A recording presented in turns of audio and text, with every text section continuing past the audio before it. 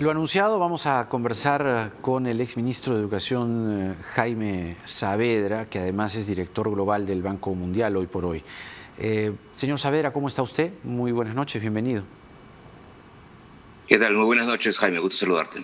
A ver, yo hacía la presentación antes de la pausa y creo que es una presentación realista en un contexto que ciertamente es sofocante, una crisis política que además se suma, se monta, se aplana sobre una crisis sanitaria producto de una pandemia, una crisis económica también producto del coronavirus. Y yo recordaba que en este quinquenio, porque 2016-2021 se termina este quinquenio, tan alborotado, tan crítico, usted fue el primer ministro en ser censurado. Digamos que usted fue la primera persona, el primer funcionario público en ese cargo, víctima de esta guerra política. Y desde usted comenzó una saga que ha tenido diferentes fases, con Kuczynski, con Vizcarra, en fin. Oiga, ¿cómo se siente o qué se siente en uno cuando lo censuran, Bueno, yo fui el primero en ser censurado en las épocas, como ministro de Educación, en las épocas recientes, pero no fui el primero. Carlos Cueto Fernandini fue censurado hace algunas décadas también. No, le decía en el quinquenio. Por eso hacía la salvedad. ¿Perdón? No, decía en el quinquenio. Sí. En este quinquenio, efectivamente, ¿no? Y bueno, y como lo dije en ese momento, ¿no? La censura es parte del juego político, pero yo creo que justamente ese es el reto de los países que quieren tomar en serio la educación, ¿no? Que es separar la educación de la política. Y yo creo que ese es el punto fundamental de los países exitosos, ¿no? Los países exitosos en términos de poderle dar un buen servicio educativo a sus niños y a sus jóvenes son aquellos países en los cuales la política no es parte de las decisiones educativas. Pero eso es una decisión política, justamente, ¿no? De que lo que importa en las decisiones en educación son el bienestar de los jóvenes y los niños. Entonces hay que separar esos dos ámbitos y eso es absolutamente fundamental para poderle darle a los chicos la educación que se merecen, ¿no? Claro. Ahora, el tema evidentemente que queremos conversar con usted es la educación, pero pensaba algo justo de camino al canal y pensando en la entrevista con usted esta noche. Y claro, el tema es educación, ¿no? Entonces, ¿cómo motiva uno como padre o cómo motiva uno como maestro al alumno, más aún hoy por hoy que la educación virtual, créame, y usted lo debe saber, nos está sacando canas verdes a los padres porque somos, digamos, coprotagonistas, como no era antes tan activamente, ¿no? Porque, no sé, hay algunos congresistas que la verdad, algunos, no todos, pero hay algunos congresistas ahora que se ve tanto en los debates, que tienen una mínima forma de expresar o de usar el diccionario, el idioma o el conocimiento, parece ser ínfimo. Entonces yo no sé si uno piensa en el futuro, ahora que estamos con los niños en la casa, yo decía, cuando el niño se pone rengo, ¿no? Y no quiero, entonces decirles a los niños, ¿de grande quiere ser como esos congresistas? ¿No? Entonces mejor estudia, ¿no? ¿No le parece? Es decir, ¿qué estímulos buscamos en esta situación, no? Bueno, mira, yo creo que tú estás describiendo uno de los principales lecciones de esta pandemia, ¿no? Que es, uno, que la educación es la oportunidad, ¿no? para salir adelante, es tu seguro de vida, ¿no? Pero un punto fundamental es que quién está a cargo de esa educación, ¿no? Y quien está a cargo de esa educación, por un lado, es la escuela, ¿no? Y ahí obviamente el rol del aparato público, el sistema público. Pero nunca antes los padres estábamos tan así, ¿no? Nunca antes. Exacto, los padres, claro. Pero a eso voy, que una de las lecciones fundamentales es el rol de los padres, ¿no? Y yo creo que lamentablemente no todos los padres, yo creo que muchos sí, quizás tú, por lo que tú describes, ese quizás es tu caso, sí internalizan que son protagonistas del futuro de sus hijos. ¿no? Sí internalizan. Los dos, ¿no? Yo no podría solo. Día a día. Papá y mamá, Claro. los dos, incluso más, muchas veces padres, más la mamá. por eso digo, Claro, o sea. por eso digo sí. los padres. Y no debería ser solo la mamá, ¿no? Debe ser los padres, Sí, el sí, padre sí, y la sí. madre. Claro que sí.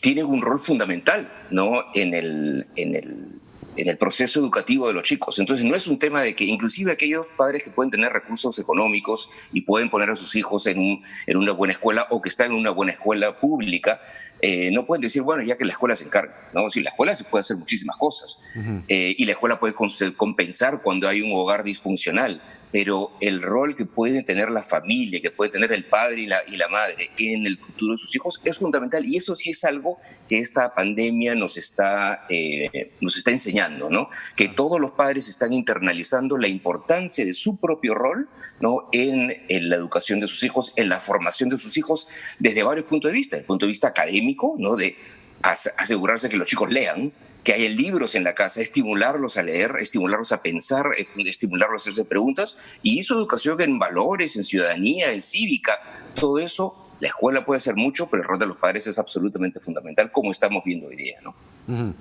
Ahora, desde afuera, ¿cómo nos están viendo?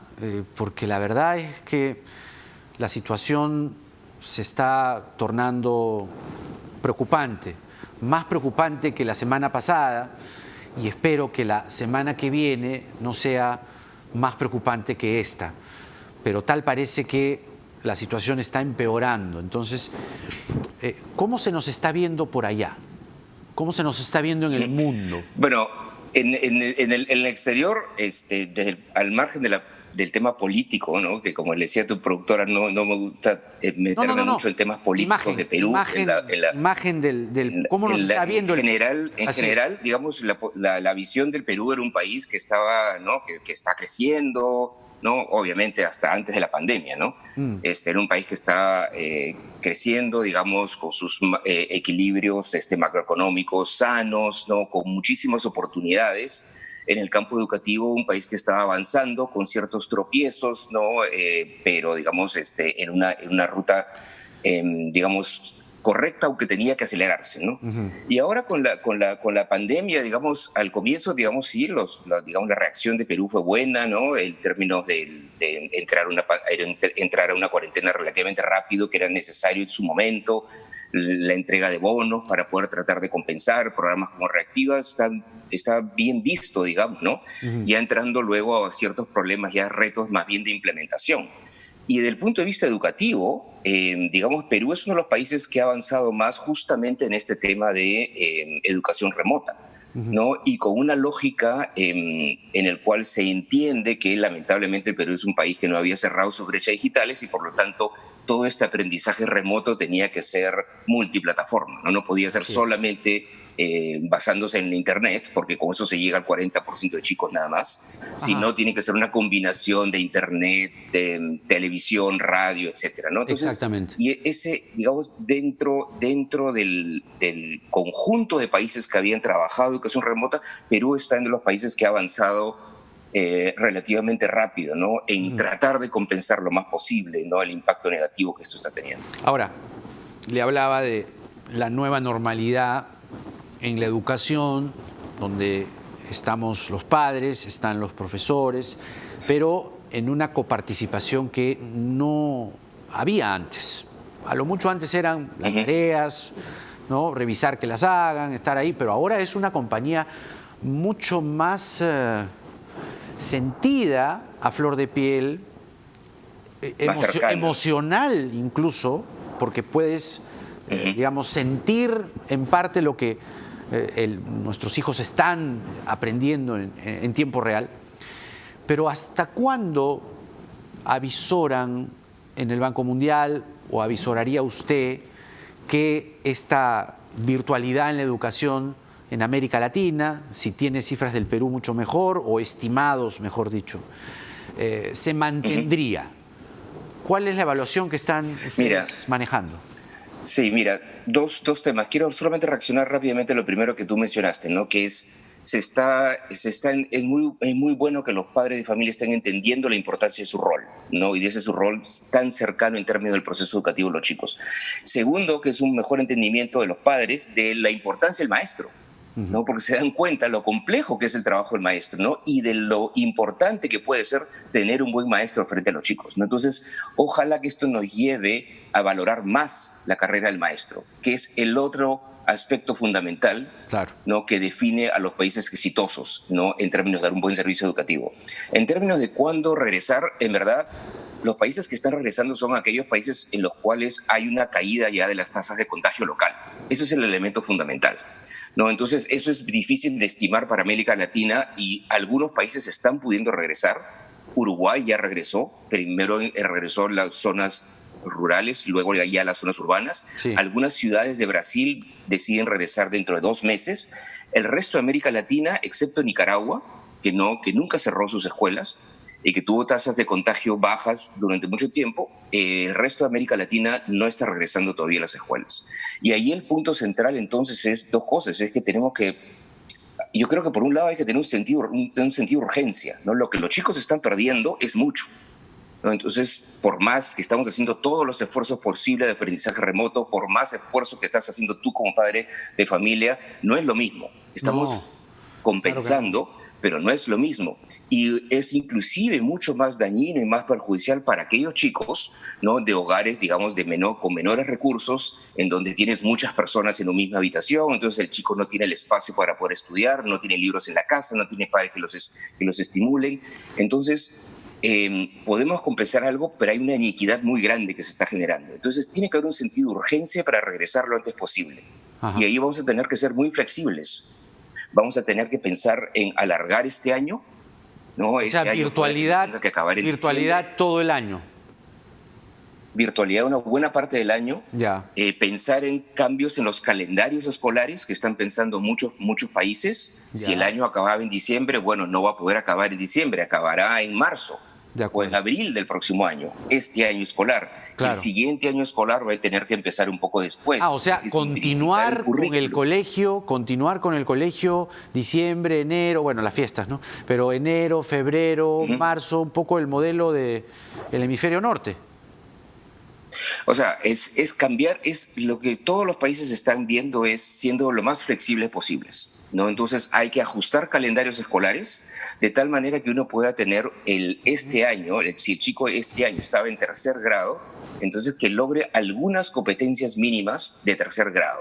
Y quizás tenemos que extender entonces con más meses y el próximo año va a tener que ser un año más corto. Y también con algunas competencias simplificadas. El próximo más corto y de ahí va a tener que ser más corto. De acuerdo. Exacto. Ahora, otros países lo que están diciendo es, bueno, no, empiece el siguiente año escolar, que empiecen del momento que iba a empezar, por ejemplo, si empezaba en marzo, bueno, que siga empezando en marzo, pero los primeros 3 meses van a ser de compensación y de nivelación del año anterior. Claro. Esa es otra opción. Entonces, claro, cada país está escogiendo cosas distintas. De acuerdo. El punto central es que hay que ser muy flexible y hay que tener un sentido de urgencia de darle la mayor cantidad de estímulo posible a los chicos. Un gusto esta conversación, sinceramente. Don Jaime Saavedra, director global de Educación del Banco Mundial y también, bueno, lo conocemos muy bien, ministro de Educación. Hasta una próxima oportunidad.